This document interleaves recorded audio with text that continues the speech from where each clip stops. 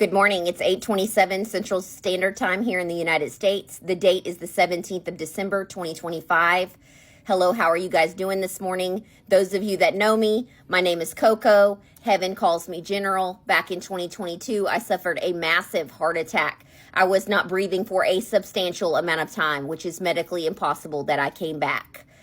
Yeshua HaMashiach, the one the world calls Jesus, he spoke with me at great length as he walked me through the city of New Jerusalem, which is what the people of earth call heaven. And even though I did not want to be sent back here, I was sent back nonetheless with a divine commission and a mantle as the general of the end times remnant. And this word that I'm about to deliver for him, it is something that is very passionate to me. Before I give this word, I want to say something from my heart. And what prompted this entire conversation with Yeshua last night was I had a childhood friend of one of my older children. You know, I had 8 children. I've got some that are grown, living on their own with their own children, my grandchildren. And then I have several that still live here with me. And one of their friends called me last night. They keep up with me, which I think is pretty cool that some of them they still call me Mama Coco or Miss Coco. That's what they call me. And one of them called me last night. He lives in a crowded downtown area, and he was showing me on video call. He was showing me all these supplies that he had gotten, you know, hand warmers and socks and all this different stuff for the homeless population in his area. And that kind of energy always lights my soul on fire because that's the kind of heart that I carry. And I'm not saying any of this to elevate myself. I'm not asking anyone to copy my life or his life.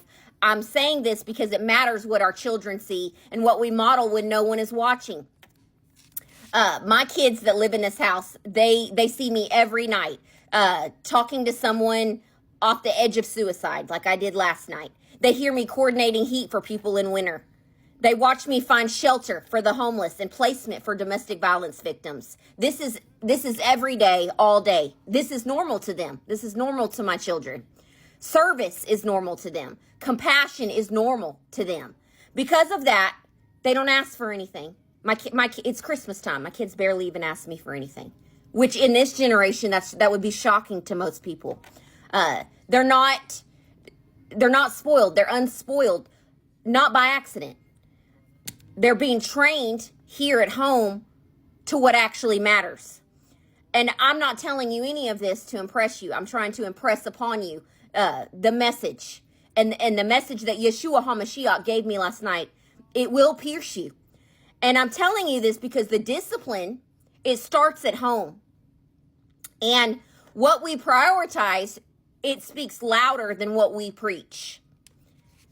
If our children are seeing us only consumed by ourselves, our stress, our wants, our comforts, that becomes their gospel. They are the product of their environment a lot of the time. Not all the time, but a lot of the time. But if they see us lay our lives down for others, not just sometimes, but all the time, they learn early that love costs something and that purpose is bigger than oneself. So I want you to hear this word that Yeshua spoke to me last night through that lens. This is not about shame. This is about awakening, something that this generation desperately needs. This is about remembering why we are here and what kind of legacy that we are leaving behind. Now hear the word of the Lord. He wanted me to title this word, "You were not created to be useless."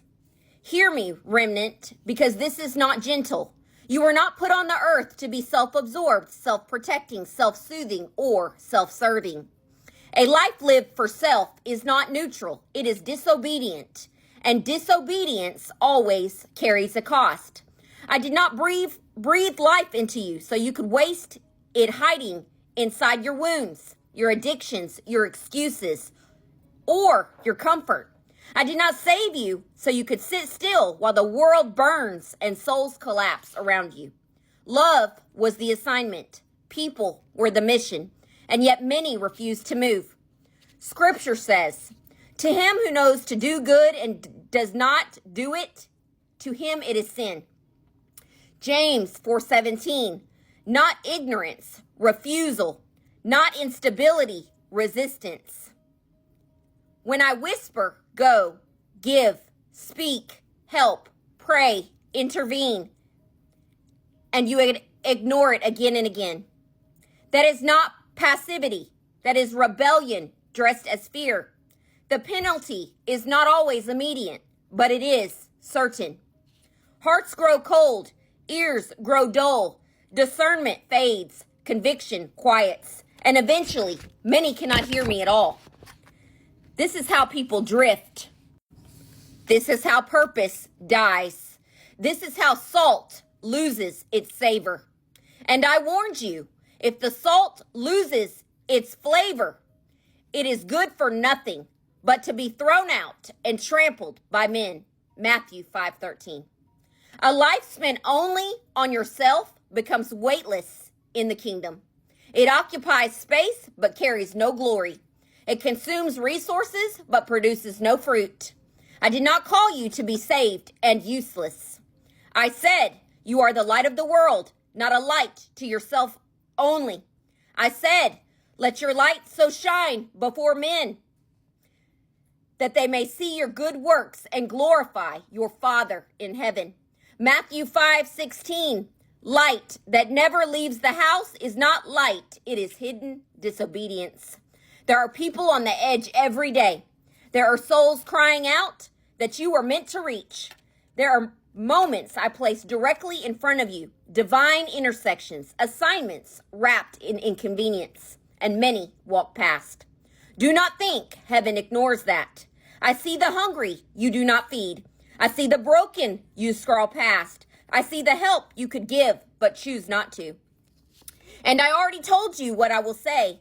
I was hungry and you did not feed me. I was naked and you did not clothe me. I was a stranger and you did not take me in. Matthew 25.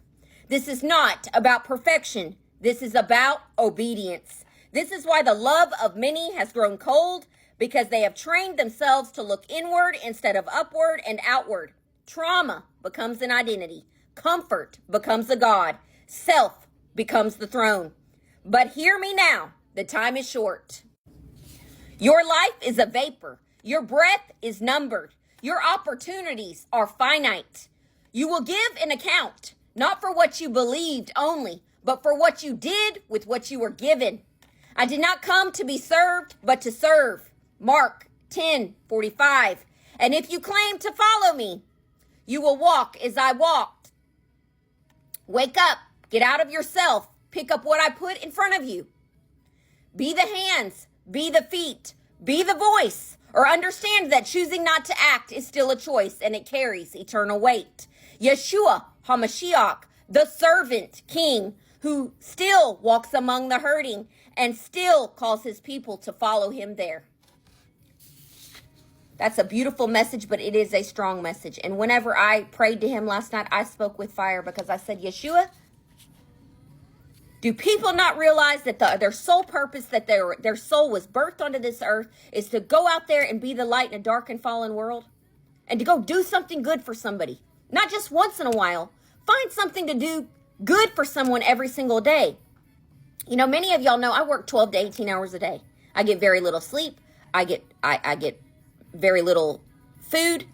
Not that I don't have food, but I stay so busy, focused on the assignment. And it hit me last night. My kids didn't even really ask me for anything for Christmas. And I was just like, wow, how crazy is that in the world that we live in? And I asked several of them about it. And they're like, Mom, don't worry about us. Because they see every single dollar that's poured into Salvation Revolution Ministries going to help someone else.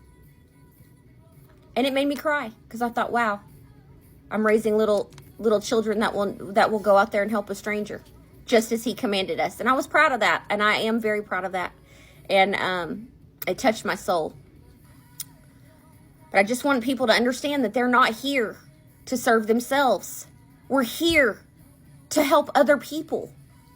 And if all of us would do that, this world would be a better place. This world would represent Christ.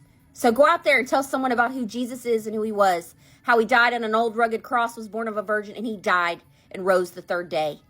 God bless y'all.